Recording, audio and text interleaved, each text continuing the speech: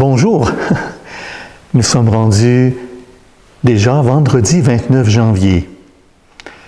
En ce temps où nous sommes en confinement, en temps de couvre-feu, la parole veut nous réchauffer en ce vendredi. Proclamation de l'Évangile de Jésus-Christ selon saint Marc. En ce temps-là, Jésus disait aux foules, « Il en est du règne de Dieu, comme d'un homme qui jette en terre la semence, nuit et jour, et qu'il dorme ou qu'il se lève, la semence germe et grandit, il ne sait comment. D'elle-même, la terre produit d'abord l'herbe, puis l'épi, enfin du blé plein l'épi. Et dès que le blé est mûr, il y met la faucille, puisque le temps de la moisson est arrivé. » Il disait encore, « À quoi allons-nous comparer le règne de Dieu? Par quelle parabole pouvons-nous le représenter? Il est comme une graine de moutarde. Quand on la sème en terre, elle est la plus petite de toutes les semences.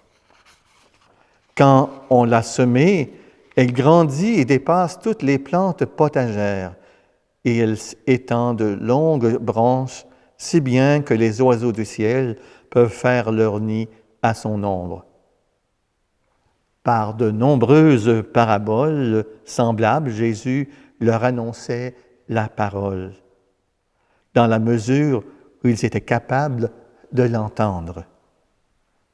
Il ne leur disait rien sans parabole, mais il expliquait tout à ses disciples en particulier.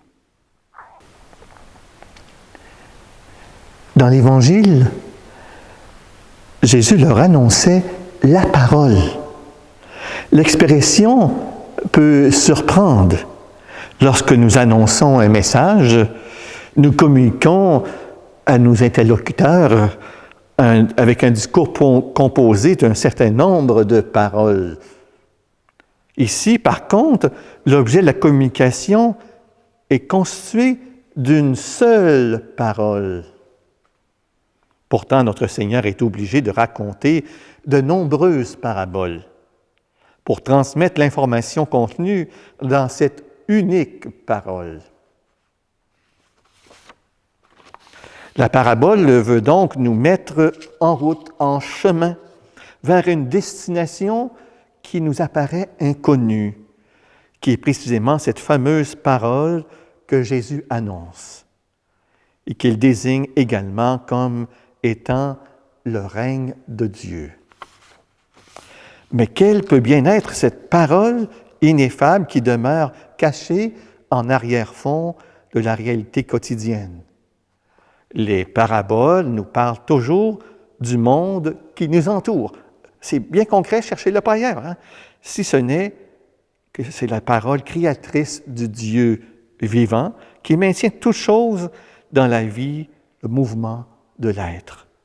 Si cette interprétation est juste, alors le règne de Dieu désignerait le monde nouveau que Dieu est en train de créer au cœur du monde ancien, qui est mortellement blessé par le péché. La première parabole que nous avons entendue nous parle de la mystérieuse germination et maturation du grain jeté dans le champ. Cette fécondité est attribuée à la terre. C'est elle, en effet, qui produit d'abord l'herbe, puis l'épi, et enfin du blé plein l'épi. Or, Jésus lui-même nous explique que le grain représente la parole ou le règne de Dieu, hein, comme nous dit Marc au chapitre 4, verset 14. Hein? La bonne terre désigne ceux qui l'entendent et qui l'accueillent. Donc, l'action de grâce, la semence, suppose la nature, la terre, qui porte celle-ci à son accomplissement, l'épi plein de blé. La fécondité finale est l'œuvre conjointe de la semence et de la terre, de la grâce et de la nature. réconciliés par l'amour miséricordieux révélant la personne même de Jésus, qui unit en lui la nature divine et la nature humaine.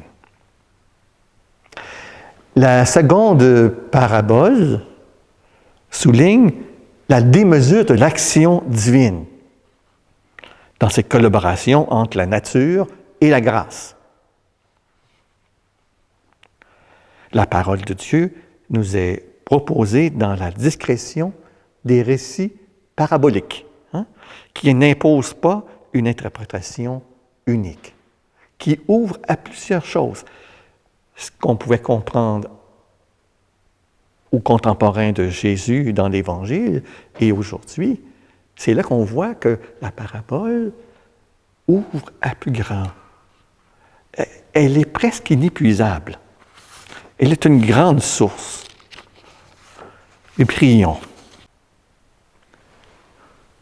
Marie, tu t'es ouverte à la parole.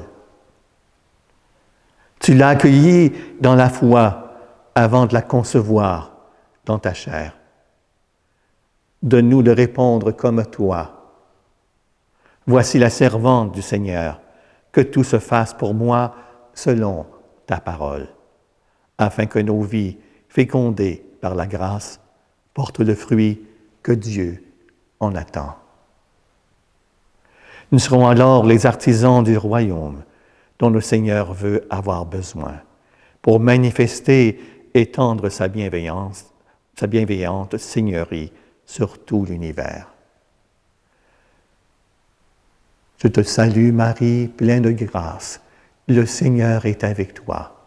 Tu es bénie entre toutes les femmes, et Jésus, le fruit de tes entrailles, est béni.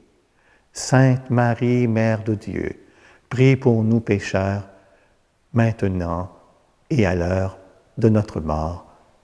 Amen. Bon vendredi.